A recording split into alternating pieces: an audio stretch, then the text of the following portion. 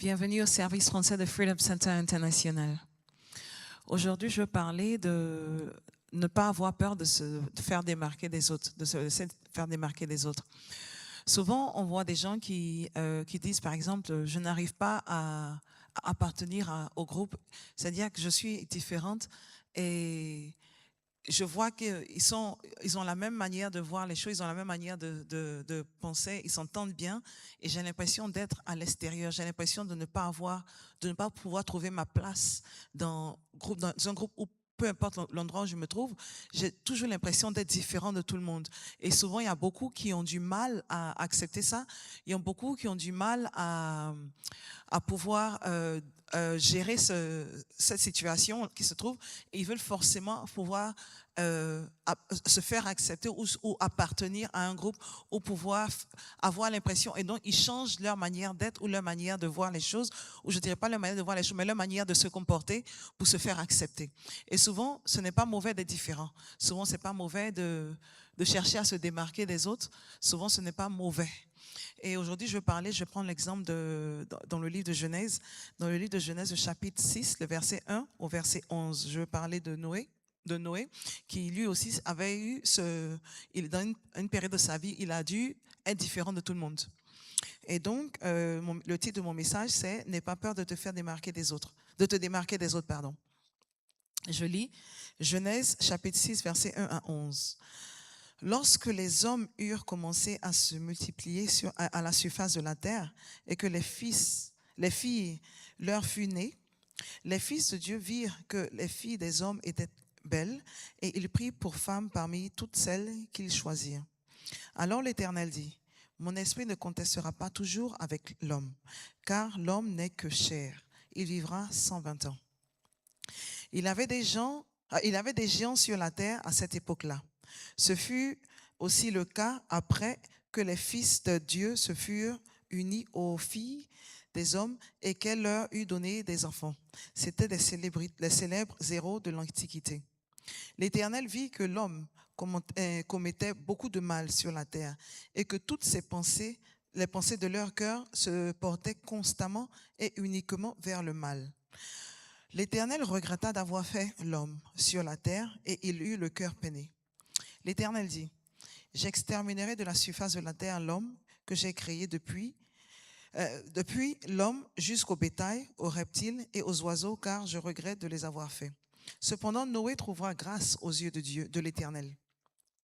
Voici l'histoire de Noé. C'était un homme juste et intègre dans sa génération, un homme qui marchait avec Dieu.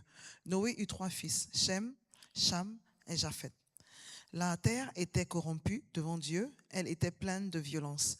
Et donc, c'est l'histoire du déluge, quand ça s'est passé, quand Noé, Dieu a fait tomber la pluie, et puis Noé avait construit l'arc et tout ça. Et donc, c'est ce qui s'est passé avant que le déluge ne tombe. Et donc, il y avait les anges qui ont vu que les filles des hommes, quand les hommes ils avaient eu des filles, ils ont vu que les filles étaient belles et les anges déchus, les anges qui ont accompagné Lucifer quand il est tombé, mais ces gens déchus là, il y en a qui ont pris pour femmes les filles des hommes. Et ils ont fait des enfants avec elles. Et la Bible nous dit que c'était les héros de l'Antiquité. Et donc, il y avait beaucoup de mal sur la terre. Il y avait constamment du mal sur la terre. Et ces enfants-là, les fils des hommes, là, c'est ce qu'on appelle ici les Néphilim ou des notoires. Et donc, ils viennent des anges qui ont déchu, les anges déchus de Dieu, avec l'union entre ces anges-là et les enfants des filles. Et donc, il dit qu'il y avait des géants, et donc c'était les héros de l'Antiquité et qui étaient ces anges déchus. Et quand ils ont eu ces enfants avec ces femmes-là, ben, il y avait beaucoup, beaucoup de mal. Et la Bible nous dit que ben, le cœur des hommes était constamment porté sur le mal, constamment et uniquement porté sur le mal. Donc imagine, c'est pas seulement, la Bible nous a pas dit le cœur était porté sur le mal, elle dit le cœur était constamment et uniquement porté sur le mal. Donc tu imagines un peu, tu imagines un peu la situation dans laquelle on se trouve. Et puis c'était au moment où tous les coups étaient permis. Il n'y avait pas encore la loi de Moïse et tout, donc c'était bien avant tout ça. Tous les coups étaient permis. Les gens se permettaient de faire tout et tout ce qui leur passait par la tête. Et donc imagine où leur cœur est constamment et uniquement porté sur le mal. Et puis maintenant, ils ont le droit de faire, ou ils se disent qu'ils ont le droit de faire tout ce qu'ils veulent. Tous les coups sont permis. Et donc toutes sortes de méchanceté, de mal, ils peuvent le faire. Et donc imagine, tu vis dans une situation, dans cette période-là. Ce n'est pas facile, ce n'est pas vraiment, ce n'est pas chose facile. Parce que ce n'est pas comme s'il y avait quelqu'un qui allait leur demander des comptes, il n'y avait pas de juge, où on dit, OK, tu m'as fait tant, on va aller devant le juge, et puis non, il n'y avait pas de tout ça. Et donc tous les coups étaient permis. Et je me rappelle, j'avais vu un film qui s'appelait un film où tous les coups étaient permis, qui s'appelait The Purge. Et ce film-là, qu'est-ce qui s'est passé? C'est que quand les gens, c'était une journée où tous les coups étaient permis, tous les bandits, tout ce que tu pouvais faire de mal, tu pouvais le faire. La police, tu n'avais pas de compte à rendre à qui que ce soit. Et donc ceux qui étaient les plus faibles, ils se cachaient parce qu'ils cherchaient à pouvoir survivre cette journée-là. Et puis maintenant, quand les 24 heures sont passées, au moins après, maintenant, on a la paix. Et donc tu imagines que tout le monde se cachait, ceux qui sont les plus faibles se cachent, et ceux qui sont les plus forts, ils vont hanter, ils fouillent partout, ils courent partout. Et donc c'était vraiment difficile pour ces personnes-là. Et donc imagine, ça c'est 24 heures. Maintenant, imagine que Noé, lui, c'était son quotidien. Et donc, tu imagines, partout autour de toi, les gens ils ne pensent qu'à faire du mal. Tout ce qui leur fait plaisir, c'est de faire du mal. Tout ce à quoi ils pensent, c'est de faire du mal. Et imagine, toi, par exemple, tu vis dans cette situation, tu vis dans cette époque-là, et puis maintenant, les gens se comportent de cette manière. Et si tu ne fais pas partie des plus forts, en général, les plus faibles, c'est soit ils rejoignent les plus forts pour pouvoir faire du mal, ou alors ils cherchent à se cacher. Et en général, si tu sais que tu n'arrives pas à les battre et que tu cherches à te protéger, la plupart du temps, les gens cherchent à joindre les plus forts et continuer à faire du mal. Et la Bible nous dit que leur cœur était constamment et uniquement porté sur le mal. Et donc, ils méditaient dessus, comment faire pour pouvoir faire du mal, comment faire pour pouvoir détruire la vie des gens, comment faire pour pouvoir oppresser les gens. En fait, c'était ce qu'ils faisaient. Et c'était la loi du plus fort. C'est le plus fort qui régnait, celui qui pouvait faire au plus de mal, celui qui pouvait faire beaucoup plus de dégâts, c'était celui qui régnait. C'était celui qui faisait la loi dans le coin. Et donc, tu imagines ce genre de situation-là. Et puis toi, maintenant, tu décides, je ne vais pas les joindre, je ne vais pas les rejoindre. J'ai décidé que je vais me mettre à l'écart. J'ai décidé de me mettre à l'écart. J'ai décidé de me comporter bien, de ne pas... de rester intègre, de ne pas teinter mon intégrité, de ne pas teinter ma manière de voir les choses ou de réagir, mais de me comporter de manière droite, de rester sur la ligne droite. Tu imagines un peu, ils vont te remarquer, tu te fais remarquer, parce que déjà, en général, imagine quand vous avez un groupe de personnes, en général, vous avez un groupe de personnes, et puis maintenant, ils voient que la personne là, on la voyait, on faisait tous les 100 coups ensemble, on faisait toutes les méchancetés, et puis du coup, on voit que cette personne-là, à chaque fois qu'on fait, elle ne nous joint pas. Elle vit parmi nous, elle est dans notre entourage, mais à chaque fois qu'on veut faire ce genre de choses-là, elle n'est jamais là, elle ne se joint pas à nous. Tu te fais remarquer, parce qu'à un certain moment, parce que quand ils vont faire du mal et qu'ils voient que tu ne les suis pas, tu te fais remarquer. Ça se voit. Ça se voit facilement. Et donc, imagine Noé qui était dans cette situation où il vivait, où ces gens-là ne faisaient que du mal, c'était le mal qui régnait autour de lui. Déjà, sa vie est en danger. Parce que comme je l'ai dit, c'est le méchant qui fait la loi. C'est le méchant qui règne, c'est celui qui est le plus fort, celui qui peut faire beaucoup de dégâts, celui qui fait peur à tout le monde, c'est celui-là qui règne. Et puis ceux qui ne font pas peur, en général, on ne les prend pas au sérieux parce que tout le monde fait du mal. Et puis, c'est pas comme si... quelqu'un va venir te demander des comptes. Et donc, tu imagines Noé qui vit dans cette situation où il a décidé, malgré tout ce qui se trouvait autour de lui, il a décidé, lui et sa famille, ils allaient rester intègres. Il a décidé de rester intègre. Il a décidé de marcher sur le droit chemin. Il a décidé de rester de rester intègre. Et donc, Noé a dû se faire remarquer. Ils ont dû remarquer que celui-là, qu'est-ce qu'il veut dire par là? Il veut dire qu'il est mieux que nous. Tu veux dire que quoi? Que c'est toi qui te comportes bien. Il a dû se faire remarquer. En général, quand tout le monde fait de vilaines choses et puis toi, tu décides de rester sur la ligne droite, en général, ils te regardent et puis te disent, mais qu'est-ce que tu veux dire par là? Tu veux dire que tu es différente? Tu veux dire que tu es mieux que nous? Tu n'as pas besoin de dire quoi que ce soit. Eux-mêmes, ils vont te dire ça. Mais tu veux dire que tu es mieux que nous? Tu veux dire que quoi? Et ils chercheront à te faire du mal. Et donc, imagine, Noé, il était dans cette situation-là, il vivait dans cette époque-là où sa vie devait être en danger. Sa vie était en danger parce que tout le monde fait du mal, tout le monde cherche à détruire son prochain, tout le monde cherche à faire le plus grand dégât pour pouvoir être à la tête, tout le monde cherche je dirais, leur manière de se sécuriser, de garantir leur sécurité, c'est de faire du mal autour d'eux parce que c'est ce que tout le monde fait. Et que toi, tu es la minorité, non seulement tu es la minorité, de deux, tu ne te comportes pas comme eux, ils se comportent. Et donc, ça les dérange. Maintenant, imagine, tu vis dans cette situation-là. Comment est-ce que vous vous serez comporté? Comment est-ce que vous vous serez comporté? Parce que si eux, ils ne font que méditer et puis ils cherchent à voir comment est-ce qu'ils vont faire pour détruire. Parce que même les plus faibles, en général, les plus faibles, tu vas voir que les plus faibles, dès que tu commences à leur mettre la pression, ils changent d'avis et puis ils te suivent. Je me rappelle, j'avais regardé un film où je crois que c'était au Japon, où ils avaient envoyé l'évangile au Japon. Et quand ceux qui avaient décidé de suivre Jésus, ben, ils se faisaient tuer. Et il y en avait un qui il avait décidé de donner sa vie à Dieu. Et quand on lui met la pression, quand il voit que vraiment le couteau, il arrive, on va le tuer, il renonce Jésus, il dit non, il renonce, il ne veut plus. On lui dit crache dessus, brûle et tout ça, et puis il fait toutes les vilaines choses, et puis il s'en va parce qu'il a peur de mourir, il veut garder sa vie.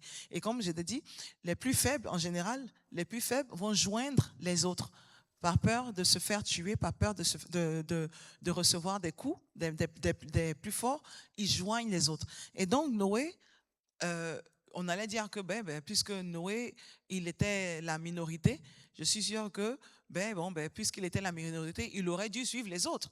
Mais Noé, il a décidé de rester sur la ligne droite, il a décidé de rester intègre. Et puisqu'il a décidé de rester intègre, il a décidé de ne pas contaminer sa manière de voir les choses, de ne pas contaminer son intégrité. Mais Dieu aussi l'a protégé parce que ce n'est pas donné à qui veut de vivre dans cette situation, dans cet environnement-là et puis pouvoir survivre sans avoir à avoir de séquelles pour pouvoir. C'est parce que la Bible nous dit que Noé, il voulait détruire, Dieu a décidé, je vais détruire toute la terre, tout ce que j'ai créé sur la terre, je vais tout détruire, les oiseaux, les animaux, reptiles, tout cela, je vais tout détruire. Mais Noé, qui était le seul, c'est le seul qui s'est démarqué, c'est le seul qui s'est fait remarquer de Dieu. Et donc pour dire que quoi? Pour dire que tout le monde faisait le mal, tout le monde autour de lui faisait le mal, sauf Noé. Et donc, Dieu a décidé, je vais envoyer le déluge, je vais envoyer ce déluge-là parce que les hommes ont fait du mal, mais Noé, il a attiré l'attention de l'Éternel. Quand tout ce mal-là se passait autour de lui, quand sa vie était en danger parce qu'il a décidé de se démarquer des autres, parce qu'il a décidé de ne pas suivre la majorité, parce qu'il a décidé de ne pas faire comme les autres pour qu'il se fasse accepter, il a mis sa vie en danger. Et il a mis sa vie en danger parce qu'il voulait suivre, il restait sur les voies de l'Éternel. Et donc, il a mis sa vie en danger pour pouvoir suivre, pour pouvoir marcher dans les voies de l'Éternel. Mais Dieu, il n'abandonne jamais ses enfants. Si tu es fidèle, si tu le suis, tu vas voir qu'il ne t'abandonnera jamais. Et Dieu l'a protégé, même dans cette situation-là. Et c'est pour ça que la Bible nous dit, que David il dit, même quand je marche dans les vallées noires, sombres des ténèbres, je ne crains aucun mal parce que Dieu, il est avec moi, parce que Dieu le protège. Et parce qu'il dit, je paraphrase, il dit, quand il marche dans les vallées les plus sombres, où il y a toutes sortes de dangers, il n'a pas peur. Pourquoi? Parce que Dieu est avec lui. Et c'était le cas de Noé. Noé, il était dans un endroit où c'est même pas comme s'il marchait seulement pour passer. Il n'était pas de passage, il vivait dedans. Il était là, c'était son quotidien. C'est ce qu'il voyait tous les jours, c'était son quotidien. Et donc, tu imagines le danger qui était autour de lui, mais Dieu l'a protégé. Dieu n'a pas permis qu'il puisse lui mettre la main dessus. Et il y a beaucoup d'exemples où il y a des gens qui ont décidé de ne pas suivre la voie des autres et qui se sont fait aussi protéger par Dieu. Ou par exemple, il y avait l'histoire qui vient à la tête, Lot, qui lui, quand il était allé dans sa ville où il y avait les deux hommes qui étaient venus, où l'homme et sa concubine qui étaient venus, et quand l'homme et sa concubine sont venus, non, par exemple, les deux anges où Dieu a dit qu'il voulait détruire Sodome et Gomorrha, et quand ils sont venus, les hommes de la ville ont décidé que, tu sais quoi, envoie-nous ces hommes-là, on va avoir des rapports avec eux, fais-les sortir, parce qu'ils ont passé la nuit chez Lot, et Lot a décidé qu'il n'allait pas les laisser partir, il a décidé de les garder, il a décidé de les protéger, et il a dit, si vous voulez, j'ai ma fille, vous pouvez la prendre, vous pouvez faire ce que vous voulez. Ils ont dit, non, donne-nous les deux hommes. Mais Dieu a envoyé la protection parce qu'ils ont dit, si tu ne fais pas attention, les gens de la ville ont dit, si tu ne fais pas attention, toi, tu n'es pas l'un des nôtres parce que tu es différent. Ils ont déjà remarqué qu'il était différent. On te tolère, mais si tu continues, là, on va brûler ta maison, on va vous faire mourir tous. Et Dieu l'a protégé. Et donc, ça pour dire que quoi? Quand tu donnes ta vie à Dieu, quand tu décides de marcher dans les voies de l'Éternel, Dieu, il te protège. Quand tu décides de marcher dans les voies de l'Éternel, Dieu, il te protège. Peu importe le danger qui est autour de toi, Dieu va toujours te donner une issue de sortie, une issue de secours. Et donc, c'est ce qui s'est passé avec Noé. Noé, il vivait à l'époque où tout était mauvais, tout était méchant, c'était la méchanceté qui régnait, c'était la mode du jour, la méchanceté qui pouvait faire encore plus de mal. Leur cœur, leur esprit, tout, ils méditaient sur comment est-ce qu'ils pouvaient faire le plus de mal possible. Et donc, Noé, lui, il a décidé, tu sais quoi, je ne vais pas suivre les gens, je vais me démarquer des autres. Mais comment est-ce que je veux demander, c'est que comment est-ce que vous aurez réagi? Comment est-ce que vous serez réagi? Comment est-ce que vous aurez réagi? Est-ce que vous auriez décidé de vous démarquer des autres? Si, par exemple, souvent, on regarde, tu vas voir au travail, par exemple, où tu vas voir tes patrons, par exemple, qui disent quelque chose qui va vraiment contraire à ta foi ou qui est vraiment qui va contre ta foi. Et au lieu de les corriger ou de réagir, en général, tu vas voir que parce que c'est le patron qui dit, et comme tout le monde rit, ils vont voir aussi, eux aussi, ils vont rire, joindre le groupe, alors que leur esprit n'est pas en accord avec ce qui se passe, mais parce qu'ils ont peur de se faire démarquer, ils vont rire avec tout le monde comme s'ils sont d'accord. Ils vont réagir comme s'ils sont d'accord, ils vont pas exprimer leur foi. Mais quand tu regardes les musulmans, tu ne t'amuses pas à dire quoi que ce soit contre leur Dieu. Quand tu dis quelque chose contre Allah, mais tu es dans les problèmes. Surtout contre leur prophète Mohammed, tu es dans les problèmes. Ils ne vont même pas accepter ça, ils vont même pas te tolérer. Mais la plupart du temps, les chrétiens, nous, je ne sais pas pourquoi, il y en a qui tolèrent et voici ce qui se passe autour. Et au lieu de réagir, non, ils ne réagissent pas, ils tolèrent, ils se disent, ah, c'est pas grave, ils rigolent et puis ils passent comme s'ils sont d'accord, alors que, en fait, ce n'est pas correct. Tu vas voir qu'ils insultent ton Dieu et tu vas voir, ils vont rire, alors que ce n'est pas drôle. Et donc, combien d'entre vous auraient décidé de se démarquer quand, par exemple, les choses ne vont pas comme prévu, quand les choses sont vraiment difficiles, et puis tu décides de rester ferme, de rester dans ta foi, tu décides de ne pas te donner à qui que ce soit, tu décides de rester dans ta foi. Combien d'entre nous auront accepté ça? Combien d'entre nous auront pu accepter ça? Je me rappelle, il y a une histoire qui me vient par la tête où c'était une jeune fille qui, elle a perdu ses parents très jeune, quand elle était très jeune. Et elle a commencé à vivre avec sa tante. Et puis bon, avec sa tante, à un certain moment, les choses n'allaient pas comme prévu. Et sa tante maintenant voulait qu'elle sorte avec des gens pour pouvoir envoyer de l'argent dans la maison, alors qu'elle a décidé qu'elle ne voulait pas, elle a connu Dieu. Enfin, elle n'était pas d'accord avec ce principe-là. Et donc, avant qu'elle ne connaisse Dieu, Oui, elle n'était pas d'accord avec ce principe, mais elle n'était pas encore chrétienne, mais elle n'était pas d'accord avec ce principe. Donc, puisqu'elle refusait de le faire, sa tante l'a mise à la porte, elle l'a chassée. Donc, elle était à la porte. Et puis, bon, elle avait eu une amie parce qu'elle partait vendre aussi au marché, et puis sa copine lui parlait souvent de Dieu, Et puis, bon, quand c'est ce qui s'est passé, elle allait vivre avec sa copine, et sa copine l'envoyait à l'église. Et donc, elle a connu Dieu, elle a décidé de rester dans ça. Et puis, elle a décidé qu'elle elle n'allait pas se donner aux hommes comme sa tante le voulait. Et donc, elle a souffert, elle a eu plein de souffrances, elle a eu plein de souffrances. Sa tante lui dit, tu dis quoi? Que elle, c'est ce qu'elle fait, puis elle envoie l'argent à la maison, et puis vous deux, vous mangez, et puis tu vas me dire que quoi, tu ne peux pas, mais pourtant tu manges la nourriture que j'envoie. Ok, mais puisque tu ne veux pas le faire, prends tes bagages et va-t'en. Et donc, elle a traversé vraiment des souffrances. Elle a eu beaucoup de souffrances, elle était dans la galère, comme on le dit au pays. Elle était vraiment dans une galère pas possible. Et à la fin, je crois qu'elle a rencontré quelqu'un qui a décidé de l'épouser. Et puis, ce qui est sûr, ça ne s'est pas passé, sa situation n'a pas changé du jour au lendemain. Mais elle a continué, elle s'est débrouillée, elle allait vendre pour avoir un peu d'argent pour aller à l'école, pour pouvoir faire cette étude et tout ça. Et puis, un peu, je crois qu'elle a commencé à travailler dans une banque et tout ça, ça allait bien. Et puis, elle a rencontré son mari et tout ça. Et donc, quand elle expliquait son histoire, c'était vraiment touchant parce que beaucoup d'entre nous auraient décidé, tu sais quoi, bon, ben, qu'est-ce que je vais faire? Je n'ai pas d'autre choix, je vais le faire parce que je suis obligée, Dieu même voit. Non, elle a décidé qu'elle reste sur le chemin parce que c'est sa conviction, c'est ce qu'elle sait, c'est ce qu'elle croit. Elle ne veut pas tarnir son identité ou sa conviction ou son intégrité parce que pour faire plaire à quelqu'un, pour pouvoir se faire accepter de sa tante, comme ça sa tante sera contente d'elle et sera fière d'elle. Elle a décidé de ne pas le faire, de ne pas ternir son identité.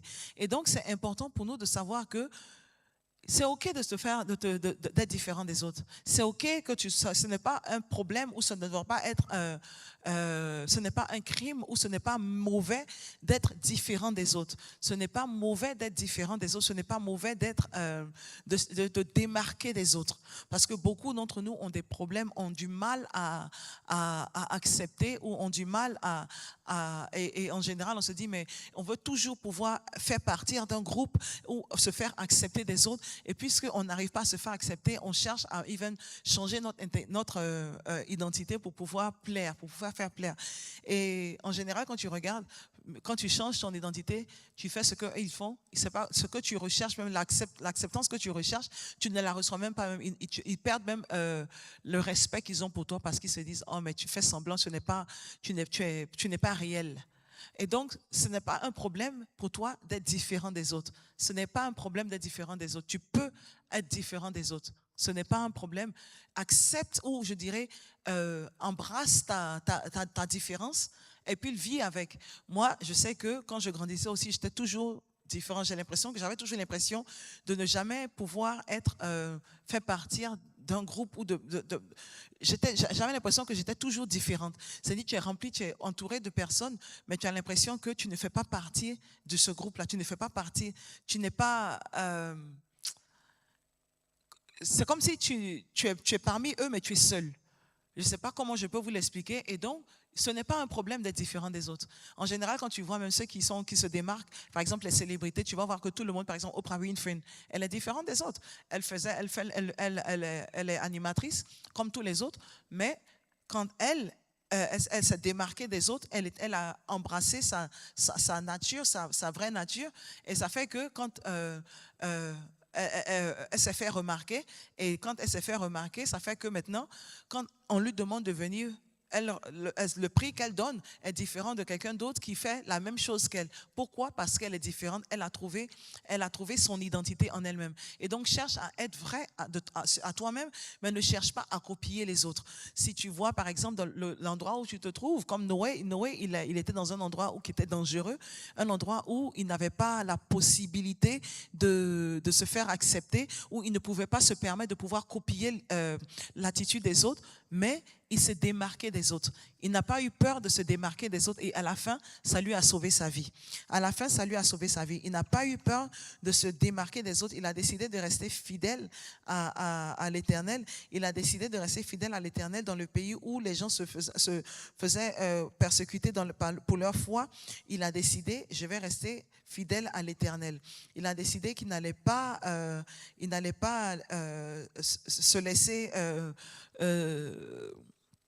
se laisser intimider par ça. Et je me rappelle aussi une autre histoire qui me vient dans la tête où c'était un musulman qui, lui, il avait décidé de donner sa vie à Dieu. Il a décidé, il allait donner sa vie à Dieu. Et puis, même il y a deux histoires, enfin, il y a plusieurs histoires, mais je vous raconte celle-là. Et qu'est-ce qui s'est passé? Ce monsieur, il était, son père, je crois qu'il venait de la lignée dans une famille où c'est de là qu'on prend les imams. Et donc, il a décidé que lui, il est sur la lignée des imams. Dans sa famille, ça dit que c'est un honneur d'avoir l'imam dans la famille. Et puis du coup, il a dit à son père que lui, les chrétiens, il ne veut plus aller à la mosquée. Lui, maintenant, il croit en Jésus-Christ. Et il a décidé que voici ce qu'il allait faire. Il reste dans cette logique-là. Mais son père voulait le faire mourir. Son père l'a enfermé dans la maison et a mis le feu dans la maison pour que son fils meure. Mais il dit, il est resté, parce qu'il explique son histoire, ça veut dire qu'il est resté en vie. Il dit, la chambre dans laquelle il était, toute la maison a brûlé, sauf la chambre dans laquelle il était. Il a décidé qu'il allait se démarquer des autres. Il vivait dans un endroit où tout le monde était musulman, où tout le monde devait, et il était supposé être dans la lignée des imams, mais il a décidé que lui, il n'allait pas, c'était pas son histoire, que lui, il voulait être chrétien. Il a décidé de se démarquer. Il a décidé de ne pas être comme le reste de sa famille. Et pour ça, il s'est fait persécuter et son père a décidé de le faire mourir. Mais Dieu, comme je dis toujours, Dieu, il est fidèle. Si tu te donnes à lui, si tu décides de te démarquer, tu vas voir qu'il viendra toujours à ton aide. Comme tu regardes aussi l'histoire de Meshach, Shadrach et Abednego. Quand ils étaient là où on a dit, quand la trompette sonne, il faut se prosterner pour adorer la statue du roi. Ils ont décidé que nous, on ne va pas le faire. Nous, on est différents, on a décidé qu'on n'allait pas le faire. Et ce qui est intéressant, c'est que ce n'étaient pas les seuls juifs qui étaient en Babylone, hein. Ce n'étaient pas les seuls juifs qui étaient en Babylone, mais c'est eux, sont les trois seulement qu'on a emmenés dans le feu, et le reste de la population qui était en exil. Je suppose qu'ils se sont prosternés, mais ce sont les trois qu'on a envoyés dans le feu. Et même quand ils se sont fait jeter dans le feu, ils ont décidé, on ne va pas ternir notre identité, on va rester, même si on doit être différent des autres, ce n'est pas un problème, on va embrasser cette différence-là. Et ils ont décidé, on ne va pas se démarquer, on va pas se copier ce que les autres font, mais on va se démarquer. Ils ont décidé, on ne va pas se prosterner devant cette statue quand le roi, la trompette sonne, on ne va pas se prosterner, on va rester debout. Et ils sont restés debout, on les a jetés dans le feu et Dieu a envoyé ses anges pour les protéger. Dieu protège toujours ses enfants. Surtout quand tu décides de rester sur la ligne droite. Et même si il ne le fait pas, comme Pierre, il dit mourir, c'est un gain pour lui. S'il doit mourir pour Christ, c'est un gain pour lui parce que la vie au paradis, elle vaut mieux qu'une éternité en enfer. Et donc, il dit c'est un gain. Et donc, aujourd'hui, je veux t'inviter, n'aie pas peur de te démarquer des autres. Tu n'as pas besoin de ternir ton identité ou ton intégrité pour faire plaisir aux gens ou te faire accepter. Même si tu es différent des autres, ce n'est pas un problème. Accepte et embrasse ta différence. Embrasse la manière dont tu es parce que Dieu, il t'aime comme il est. Il t'a créé de cette manière et il sait pourquoi il t'a créé de cette manière. Et donc, embrasse cette différence-là. Et donc, c'était le message que j'avais à partager avec vous aujourd'hui. Que l'Éternel vous bénisse et que l'Éternel vous garde. Que l'Éternel fasse briller sa face sur vous et vous accorde sa grâce. Et que l'amour de Dieu et la communion du Saint-Esprit soient avec vous tous.